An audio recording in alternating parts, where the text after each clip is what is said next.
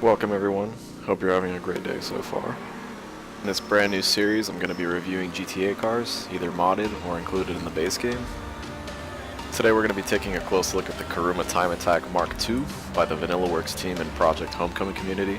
I'll leave a link in the description if you're interested in downloading this car for yourself. What we're basically looking at here is a heavily modified version of the Kuruma that's already in the game. It's super wide bodied out, hill climb inspired definitely, but it's a complete separate car when it comes to the game files. It has a different handling model, a different set of customizations. I think it also might be classified as a supercar now as well. From what I've noticed, the car has some extremely tight handling, sort of like how you'd expect a hill climb car to have in real life. You'll see later in this clip I actually lose control and then regain it pretty quickly. This car has a decent top speed, but where it really shines is acceleration and traction. There are some slight downsides to this car, but it's really nothing major. I'll get into that more later. Right now I want to discuss the aesthetics of the car and why it looks the way it looks. And believe me, there's a lot to go over with this car. We'll start with the front of the car. You can see that we begin with a giant front splitter, basically a wide body kit all around and a massive wing in the rear. Cut bumper, carbon fiber diffuser. The exhaust looks like it's on some sort of custom hanger. You can see the track with the back tires from this angle pretty well. The rear windows are completely made out of carbon fiber. This is common in race cars where they try to shave weight everywhere they can, especially when you're not really looking behind you. The rear wing really looks like something you'd find on the back of an F1 car. You could say the same for the front, but hill climb cars actually run splitters like this.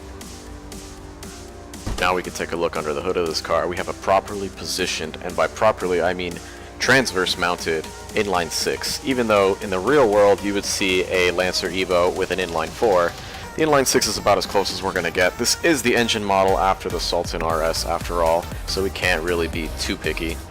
But I'll demonstrate this in a later clip where I show you this car next to a stock one. Moving on, we have a fully gutted interior with a roll cage, fire extinguisher, and what looks to be a carbon fiber dashboard.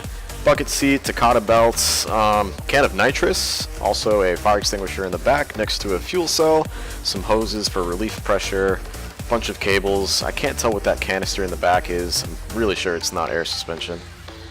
Also sporting just a massive titanium burnt exhaust in the back. It's just a straight pipe. Another little detail is the canards that actually are in between the splitter and the body. Pretty cool little detail. Extra stability, so that works. Also, one of the headlights has been removed to be replaced with an air inlet. So taking a look at the wheels, we have the stock Kuruma wheels. These have been converted to deep dish, however, because the stock faces are kind of flush with the barrel of the wheel, but these are not. So, finishing up the details of this car, we have the Karen intercooler in the front and the carbon fiber grille on the top. Like I said earlier, I wanted to show the car next to a stock Kuruma, but as well as a slightly modified version so we could get an idea of every stage of this car. Now you can see what I mean by the barrel of the wheel meets the face and it's almost flush with the body. Highly resembling a Evo X right now. This is basically an all-stock Kuruma.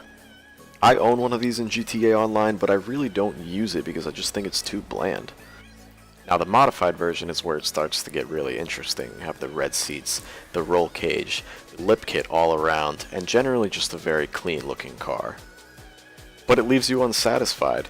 It almost makes you wish that Rockstar actually released a Benny's version of this vehicle, and I think that's what the Vanillaworks team was really going for with this car, and I think they did an excellent job at it. If Rockstar were to ever release another Benny's update, I think this would make a fine addition to the game. Nobody would really understand where this arrow comes from, but I don't think most people do with any of the cars that are already in the game, so it wouldn't really matter. Driving this Time Attack version of the car has really made me fall in love with it over again. It reminds me when this car first came out, but I just remember thinking there was not enough customization for it. Oh, also, I'm sorry that my character's wearing this, like, white bra underneath his jacket. I'll fix this in my next video, I promise. I don't know why, but the Rockstar editor, like, picked up an invisible shirt underneath the jacket for some reason. Back in the interiors of the car, we can actually see how it goes from mild to wild, just like it actually does on the exterior of the cars. The stock car kind of has stock seats, the middle version of the car has the bride seats and the roll cage, but the stock steering wheel and cluster as expected because it's not a Benny's conversion. And then we have the actual fully gutted race car version of the interior that we see in the Mark II. Really nice, I think. Here's what I meant earlier, that they changed the position of the motor. On the stock Rockstar car, we can see that the engine is mounted longitudinally, but that's incorrect with the real-world version of the car, which is mounted transverse, just like they did in the mod. That's a nice little touch, honestly. I think that attention to detail is kind of what makes this mod special.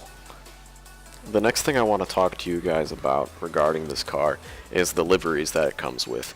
And I think they're community made because each of the artists for the livery is credited in the actual readme of the mod. We can see here that this is an actual Hypermax replica livery. We can see the GTK logo, which is supposed to be HKS. Rain, I guess, is supposed to be Hypermax. Fukuru, which is supposed to be Subaru in the game, which is kind of more related to an Evo than Karen would be, I think. Aero is probably Pennzoil, and Inkei would be Enkei wheels. I used to drive the heck out of the Hypermax Evo in Forza 3, so this is actually a really refreshing livery to see in GTA 5 now. Very well made, very cool livery. This is the one that I use the most, I think. Next up, we have a livery that looks like it's mostly inspired by the rally art colors, which is pretty cool. I don't see a resemblance with this livery with any that I've noticed in real life, but the sponsor logos are very interesting on this one. We have X-Flow from San Andreas, which is really cool to see. Karen Racing Auto Performance, which is crap. We have an AM, like a beer logo. It looks like in German colors, so that's pretty cool. It flows with the whole thing. And I think this with white paint looks just pretty spectacular. It reminds me of just a really powerful Evo 10. I found this logo on the front bumper pretty interesting. It says 4-wheel rotation system, and that's just a nod to Evo 10s in real life having 4-wheel drive and their rally history, which is pretty cool. This car does handle really well. Although this one isn't like a rally car, this is more of a street car, hill climb car. I mean, it doesn't really matter. You could take any street car and drive it off-road in GTA 5 anyways, and nothing's going to happen to the car, so it doesn't really matter. But I do want to get into the damage model of this car, however, because it's extremely detailed, and I think that it's a really good touch to this mod, because after, I think it was the High Life DLC, we just saw no damage models in new DLC cars whatsoever. So the stock cars that come in GTA all have like a crumple area and basically all around the car. You could roll the car over, roof caves in, front bumper caves in, and DLC cars just don't have that nowadays. So this kind of reminds me of the good old days of GTA when every car would crumple up to bits and explode if it got too damaged. Let's take a look at another one of these liveries. This is just racing stripes with some of the logos that are already in the game, like Junk Energy and Jackal Racing. We also have the Tooligan logo, which is a obvious parody of Hoonigan, which is pretty cool.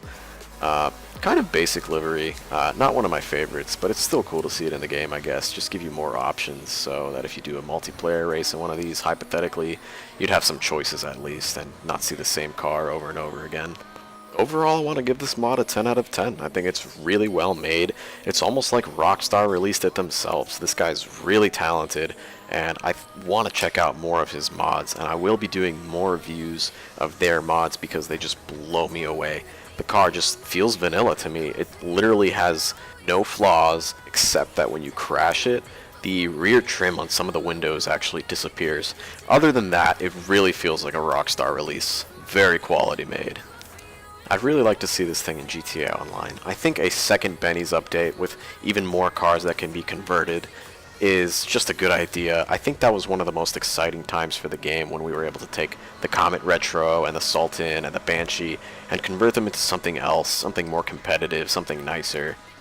I mean, and if you go to a GTA Online car meet, you'll notice that 95% of the cars there are all Benny's cars.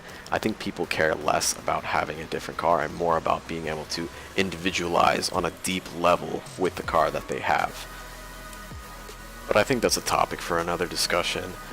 This is my new series on GTA car reviews. I want you guys to let me know if you want to see more of these. If you do, just comment below a car that you want to see me review. I'm pretty sure I'll try to get to all of them.